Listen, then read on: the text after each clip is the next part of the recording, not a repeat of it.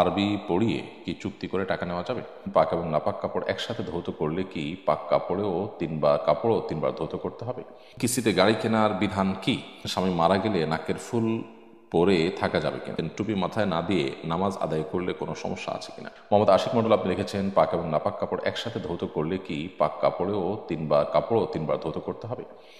পবিত্র এবং অপবিত্র কাপড় একসাথে যদি ধোয়া হয়, আর ধোয়ার ক্ষেত্রে যদি অপবিত্র কাপড় ধোয়ার যে পদ্ধতি, সেটা পবিত্র কাপড়ও একসাথে ধোয়ার সময় সে পদ্ধতিতে মেনটেন করা হয়, আপনি তিনবার ধুইলেন এবং ভালো করে নিংড়ে নিলেন প্রত্যেকবার, তাহলে সেক্ষেত্রে পাক এবং নাপাক কাপড় উভয়টাই কিন্তু পবিত্র হয়ে যাবে।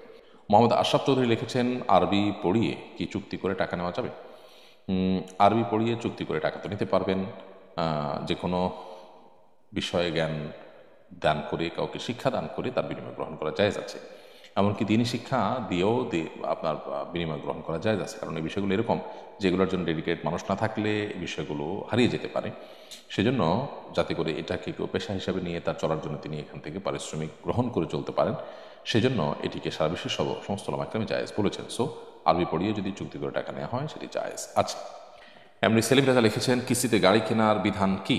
কিস্তিতে গাড়ি কেনা জায়েজ আছে, এবং কিস্তিতে কেনা বেচার কারণে যদি দাম কিছুটা বেশি ধরা হয় সাধারণ দামের চাইতে, সেটাও না জায়েজ নয়। সাহাবা একরাম নবী করিম সাল্লাল্লাহু আলাইহি ওয়াসাল্লামের সময় কেনার পর তার মূল্য বিভিন্ন সময় ভেঙে ভেঙে পরিশোধ করেছেন, এরকম বিভিন্ন বর্ণনা পাওয়া যায়। সেক্ষেত্রে নবী সাল্লাল্লাহু আলাইহি ওয়াসাল্লাম তাদেরকে দামের ক্ষেত্রে কোনো হেরফের না করা ইত্যাদি জাতীয় কোনো গাইডলাইন আলাদা করে দেননি বা নির্দেশনা দেননি। এই জন্য কিস্তিতে কেনাবেচা যেমন জায়েজ আছে, ঠিক তেমনিভাবে কিস্তিতে কেনাবেচার কারণে টাকার কম বেশি হলে সেটাও কিন্তু না জায়েজ নয়। এমনি জুয়েল রাজ আপনি লিখেছেন, স্বামী মারা গেলে নাকের ফুল পরে থাকা যাবে কিনা? হ্যাঁ, অবশ্যই থাকতে পারবেন। স্বামী মারা গেলে নাকের ফুল থাকাটা সমস্যা নয়, বরং নাকের ফুল খুলে ফেলে নাকের ফুল বা নর্মাল যে কানের দুল আছে, এগুলো যদি খালি থাকে তাহলে অনেক সময় সেই ছিদ্র মধ্যে পানি পৌঁছানো কঠিন হয়। আর সাধারণ অবস্থা এগুলো থাকলে একটু নাড়াচাড়া দেওয়া যায়, অর্থাৎ হালকা যেগুলো না হলে ওই ছিদ্রে ফরজ গোসলের পানি ইত্যাদি পৌঁছানো সম্ভব হয় না বা অজুর পানি পৌঁছানো সম্ভব হয় না, সেটার প্রয়োজনে এগুলো থাকতে পারে। এমনিতে অলংকার পরা নিষেধ। স্বামী মারা গেলে সাজসজ্জা করা, মানে সাজসজ্জার অংশ হিসাবে বাইরে গেলে যে সমস্ত অলংকার পরা হয়, এরকম অলংকার পরা বা সাজসজ্জা করা এটা নিষেধ। এইচএম খায়রুল ইসলাম আপনি লিখেছেন, টুপি মাথায় না দিয়ে নামাজ আদায় করলে কোনো সমস্যা আছে কিনা?